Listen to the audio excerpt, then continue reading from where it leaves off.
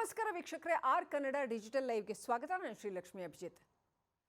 ಭಂಡ ದೇಶ ಪಾಕಿಸ್ತಾನ ತನ್ನ ಉಗ್ರರ ನೆಲೆಗಳನ್ನು ಮತ್ತೆ ಪುನರ್ ನಿರ್ಮಾಣ ಮಾಡ್ತಾ ಇದೆ.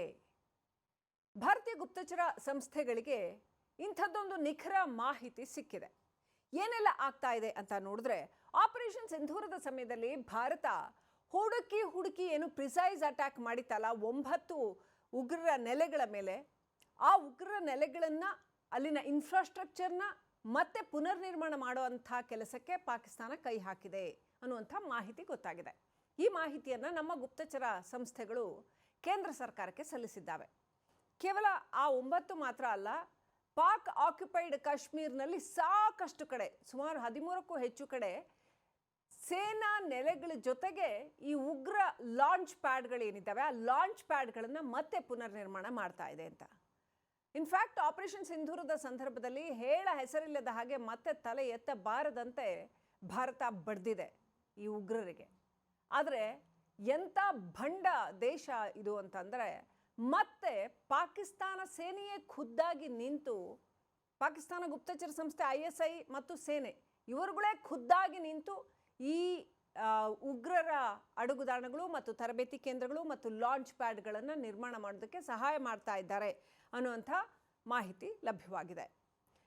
ಭಾರತ ನಾಶಪಡಿಸಿದಂತಹ ಕಟ್ಟಡಗಳನ್ನು, ಆ ಇನ್ಫ್ರಾಸ್ಟ್ರಕ್ಚರ್ನ ಪುನರ್ ನಿರ್ಮಾಣ ಮಾಡೋದಕ್ಕೆ ಹಣ ಸಹಾಯ ಮಾಡೋದ್ರ ಬಗ್ಗೆ ಇತ್ತೀಚೆಗೊಂದು ಸಭೆ ನಡೆದು, ಆ ಸಭೆಯಲ್ಲಿ ಪಾಕಿಸ್ತಾನ ಸೇನೆ ಮತ್ತು ISI ಸಹಮತವನ್ನು ವ್ಯಕ್ತಪಡಿಸಿದೆ ಮತ್ತು ಸಹಾಯ ಮಾಡ್ತಾ ಇದೆ ಅನ್ನುವಂಥ ಮಾಹಿತಿ ಗುಪ್ತಚರ ಸಂಸ್ಥೆಗಳಿಗೆ, ಭಾರತೀಯ ಗುಪ್ತಚರ ಸಂಸ್ಥೆಗಳಿಗೆ ಲಭ್ಯ ಆಗಿದೆ. ಸೊ ಹಣಕಾಸಿನ ನೆರವು ಸೇರಿದಂತೆ ಇತರೆ ಸೌಲಭ್ಯಗಳನ್ನೆಲ್ಲ ಒದಗಿಸಿಕೊಡೋದು, ಇದೆಲ್ಲವನ್ನು ಕೂಡ ಪಾಕಿಸ್ತಾನ ಸೇನೆ ಮತ್ತು ISI ಮಾಡ್ತಾ ಇದೆಯಂತೆ ಉಗ್ರರಿಗೆ ಅಂತ. ಹಾಗಾದರೆ ಇತ್ತೀಚೆಗಷ್ಟೇ ಆಪರೇಷನ್ ಸಿಂಧೂರಕ್ಕೂ 1-2 ದಿನ ಮುಂಚೆ IMFನಿಂದ ಏನು ಹಣ ತಗೊಳ್ತಲ್ಲ ಪಾಕಿಸ್ತಾನ, ಸಾಲ ತಗೊಳ್ತಲ್ಲ, ಮತ್ತು ಏಷ್ಯನ್ ಡೆವಲಪ್ಮೆಂಟ್ ಬ್ಯಾಂಕ್ನಿಂದ ಸಾಲ ತಗೊಳ್ತಲ್ಲ, ಆ ಹಣವನ್ನು ಕೂಡ ಇದಕ್ಕೆ ಬಳಸ್ತಾ ಇದ್ದಾರೆ ಅಂತ ಭಾರತೀಯ ಗುಪ್ತಚರ ಸಂಸ್ಥೆಗಳು ಮಾಹಿತಿಯನ್ನು ಕೇಂದ್ರ ಸರ್ಕಾರಕ್ಕೆ ತಲುಪಿಸಿದ್ದಾವೆ.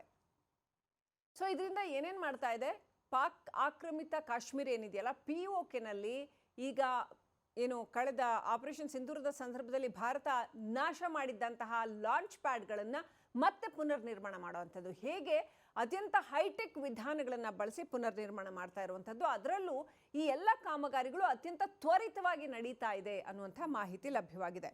ಈ ಸಾರಿ ದೊಡ್ಡ ನೆಲೆಗಳನ್ನು ಅವರು ನಿರ್ಮಾಣ ಮಾಡ್ಕೋತಾ ಇಲ್ಲ, ಬದಲಾಗಿ ಚಿಕ್ಕ ಅವರ ಅಡುಗುದಾಣಗಳು, ಲಾಂಚ್ ಪ್ಯಾಡ್ಗಳನ್ನು ನಿರ್ಮಾಣ ಮಾಡ್ಕೋತಾ ಇದ್ದಾರಂತೆ. ಹೈಟೆಕ್ ಚಿಕ್ಕದಾಗಿರುವಂಥದ್ದು ಮತ್ತು ಅತ್ಯಂತ ಹೈಟೆಕ್ ಆಗಿರುವಂಥ ತರಬೇತಿ ಕ್ಯಾಂಪ್ಗಳನ್ನು POKನಲ್ಲಿ ನಿರ್ಮಾಣ ಮಾಡ್ಕೋತಾ ಇದ್ದಾರೆ ಅಂತ. ಸೊ ಇದನ್ನು ಹೀಗೆ ಬಿಟ್ಟರೆ ಏನೆಲ್ಲ ಪರಿಣಾಮ ಆಗುತ್ತೆ ಅನ್ನೋದನ್ನು ಒಂದ್ಸಾರಿ ಜಗತ್ತು ಯೋಚನೆ ಮಾಡಬೇಕು. ಇದು ಹೆಂಗೆ ಗೊತ್ತಾ ವೀಕ್ಷಕರೇ, ಒಂಥರ ಈ ಜಿರಳೆ ಥರ, ಒಂದು ಜಿರಳೆ ಹೊಕ್ಕರೆ ಸಾಕು 108,008 ಮರಿ ಮಾಡಿ ಅಲ್ಲಿ ಏನೆಲ್ಲ ನಾಶ ಮಾಡಬೇಕೋ ಎಲ್ಲ ಮಾಡುತ್ತೆ. ಆ ರೀತಿಯಲ್ಲಿ ಈ ಒಂದು ಉಗ್ರರ ಅಡುಗುದಾಣಗಳು. ಸೊ ಇಷ್ಟೆಲ್ಲ ಮಾಡಿದರೂ ಕೂಡ ಭಾರತ ಉಗ್ರಗಾಮಿ ಚಟುವಟಿಕೆಗಳನ್ನು ಮಟ್ಟ ಹಾಕೋದಕ್ಕೆ ಪಾಕಿಸ್ತಾನಕ್ಕೆ ಇನ್ನೂ ಬುದ್ಧಿ ಬಂದಿಲ್ಲ. ಆಪರೇಷನ್ ಸಿಂಧೂರದಲ್ಲಿ ಮಣ್ಣು ಮುಕ್ಕಿದ್ರೂ ಕೂಡ ಪಾಕಿಸ್ತಾನಕ್ಕೆ ಇನ್ನೂ ಕೂಡ ತಾನು ಎಲ್ಲಿ ಸೋಲ್ತಾ ಇದ್ದೀನಿ ಅನ್ನೋ ವಿಚಾರದಲ್ಲಿ ಬುದ್ಧಿ ಬಂದಿಲ್ಲ. ಅಷ್ಟರ ಮಟ್ಟಿಗೆ ಧರ್ಮದ ಅಮಲು ಅವರನ್ನು ಕಾಡ್ತಾ ಇದೆಯಾ, ಹೊಟ್ಟೆಗೆ ಅನ್ನಕ್ಕಿಂತ ಹೆಚ್ಚಾಗಿ ಧರ್ಮದ ಅಮಲು ಕಾಡ್ತಾ ಇದೆಯಾ, ದೇಶದ ಒಳಿತಿಗಿಂತ ಹೆಚ್ಚಾಗಿ ಧರ್ಮದ ಅಮಲು ಕಾಡ್ತಾ ಇದೆಯಾ ಅನ್ನೋ ಪ್ರಶ್ನೆ. ಸೊ ಇದನ್ನು ಹೀಗೆ ಬಿಟ್ಟರೆ ಇನ್ನೊಂದು 3-4 ವರ್ಷಗಳಲ್ಲಿ ಈ ಭಯೋತ್ಪಾದಕ ಕ್ರಿಮಿಗಳು ಜಗತ್ತಿನಾದ್ಯಂತ ಹರಡಿ, ವಿಶೇಷವಾಗಿ ಭಾರತದಲ್ಲಿ 100 ಉಗ್ರ ಕೃತ್ಯಗಳನ್ನು ಮಾಡ್ತವೆ. ಸೊ ಇನ್ನಂತೂ ಈಗ ಈ ಯುದ್ಧದ ವ್ಯಾಖ್ಯೆನೇ ಬದಲಾಗಿರುವಂಥ ಸಂದರ್ಭದಲ್ಲಿ, ಡ್ರೋನ್ಗಳ ಅಟ್ಯಾಕ್ಗಳನ್ನು ಮಾಡುವಂಥ ಸಂದರ್ಭದಲ್ಲಿ ಯಾವ ಥರ ಬೇಕಾದ್ರೂ ಮಾಡಬಹುದು ಉಗ್ರಗಾಮಿ ಚಟುವಟಿಕೆಗಳನ್ನು.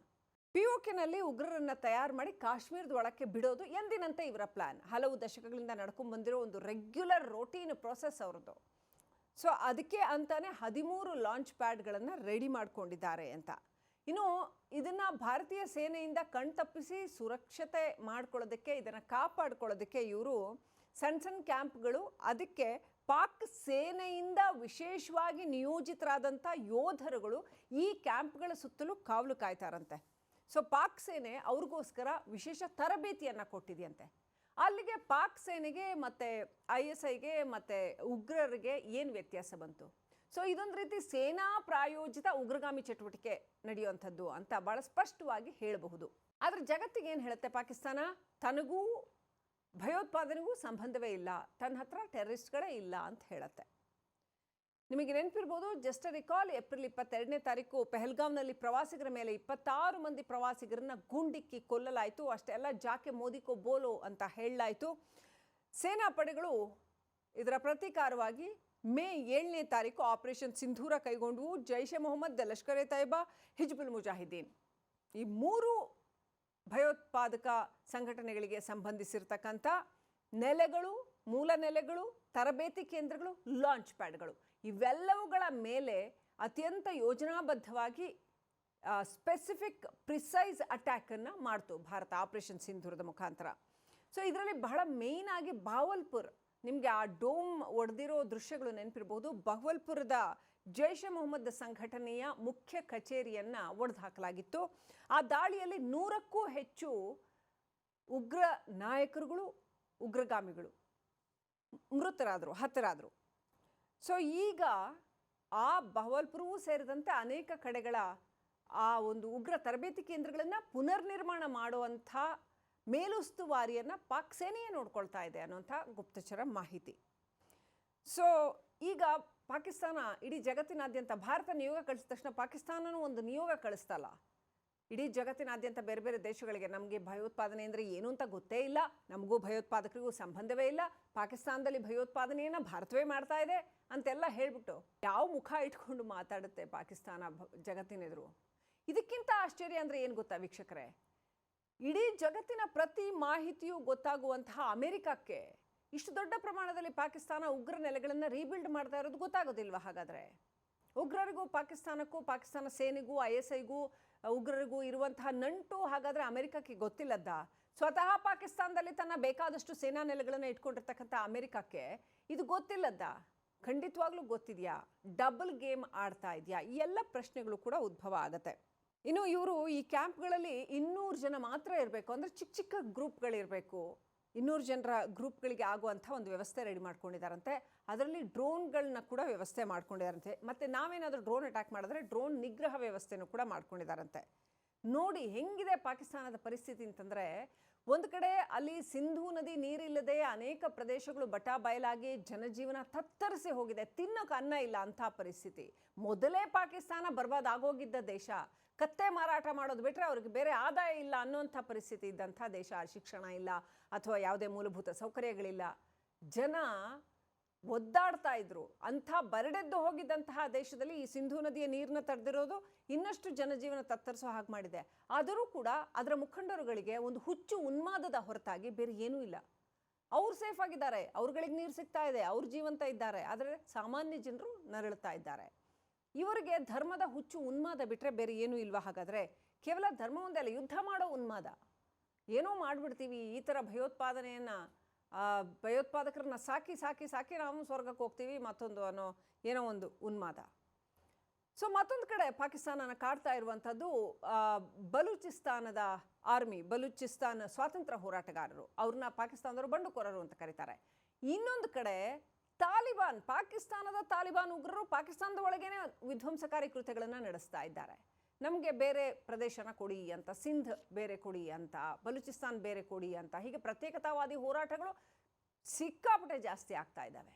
ಇದೆಲ್ಲದರ ಮಧ್ಯೆನೂ ಇವೆಲ್ಲವನ್ನೂ ಹತ್ತಿಕ್ಕಿ ಜನಕಲ್ಯಾಣದ ಬಗ್ಗೆ ಯೋಚನೆ ಮಾಡಬೇಕಾಗಿರ್ತಕ್ಕಂಥ ಪಾಕ್ ಮಾಡ್ತಾ ಇರೋದೇನು? ಕೇವಲ ಮತ್ತೆ ಉಗ್ರ ನೆಲೆಗಳನ್ನು ಮರು ನಿರ್ಮಾಣ ಮಾಡ್ತಾ ಇರೋವಂಥ ಕೆಲಸ. ಅಂಥ ಉಗ್ರ ನೆಲೆಗಳ ಫೋಟೋಗಳನ್ನು ಕೂಡ ನಮ್ಮ ಗುಪ್ತಚರ ಸಂಸ್ಥೆಗಳು ಲಗತ್ತಿಸಿ ಕೇಂದ್ರ ಸರ್ಕಾರಕ್ಕೆ ಕೊಟ್ಟಿದ್ದಾವೆ. ಅದ್ರ ಜೊತೆಗೆ ಅವರು ಥರ್ಮಲ್ ಸೆನ್ಸಾರ್ ಇರ್ಬೋದು, ರೆಡಾರ್ ಇರ್ಬೋದು, ಡ್ರೋನ್ ಇರ್ಬೋದು, ಇದನ್ನೆಲ್ಲ ತಡೆಯುವಂಥ ವ್ಯವಸ್ಥೆ, ಇಂಥ ಹೈಟೆಕ್ ವ್ಯವಸ್ಥೆಗಳನ್ನ ಮಾಡಿಕೊಂಡು ಇದನ್ನೆಲ್ಲ ಪುನರ್ನಿರ್ಮಾಣ ಮಾಡ್ತಾ ಇದ್ದಾರೆ. ಎಲ್ಲಿಂದ ಬರುತ್ತೆ ಇವರಿಗೆಲ್ಲ ಇಂಥ ಹೈಟೆಕ್ ವ್ಯವಸ್ಥೆ? ಯಾರು ಕೊಡ್ತಾರೆ? ತಿನ್ನೋಕೆ ಅನ್ನನೇ ಗತಿ ಇಲ್ದಿರೋ ದೇಶಕ್ಕೆ ಇಷ್ಟೊಂದು ಹೈಟೆಕ್ ವ್ಯವಸ್ಥೆ ಏನು ಟರ್ಕಿ ಕೊಡ್ತಾ ಇದೆಯಾ, ಚೀನಾ ಕೊಡ್ತಾ ಇದೆಯಾ, ಅಥವಾ ಬೇರೆ ಯಾವ ರಾಷ್ಟ್ರ ಇವರಿಗೆ ಸಹಾಯ ಮಾಡ್ತಾ ಇದೆ? ಬೇರೆ ಯಾರು ಸಹಾಯ ಮಾಡ್ತಾ ಇದ್ದಾರೆ? ಮತ್ತು ಇದನ್ನು ಹೀಗೆ ಮುಂದುವರಿಯೋದಕ್ಕೆ ಬಿಟ್ಟರೆ ಕೇವಲ ಭಾರತ ಅಷ್ಟೇ ಅಲ್ಲ, ಜಗತ್ತಿನಾದ್ಯಂತ ಉಗ್ರಗಾಮಿ ಚಟುವಟಿಕೆ ಮಾಡೋದೇನೆ ಇವರ ಕೆಲಸ ಆಗ್ಬಿಡತ್ತಾ? ಇಡೀ ಜಗತ್ತಿನ ಉಗ್ರಗಾಮಿಗಳ ಸಾಕುತಾಣ ಆಗುತ್ತಾ ಪಾಕಿಸ್ತಾನ? ಎಲ್ಲ ಪ್ರಶ್ನೆಗಳು ನಮ್ಮ ಕಣ್ಣ ಮುಂದಿವೆ. ಭಾರತದಂಥ ದೇಶ, ಅಮೆರಿಕದಂಥ ದೇಶ ಈ ವಿಚಾರದಲ್ಲಿ ಏನು ಮಾಡುತ್ತೆ? ಕಾದು ನೋಡೋಣ ವೀಕ್ಷಕರೇ. ಇದರೊಂದಿಗೆ ನನ್ನ ಮಾತು ಮುಗಿಸ್ತೀನಿ. ನಮಸ್ಕಾರ.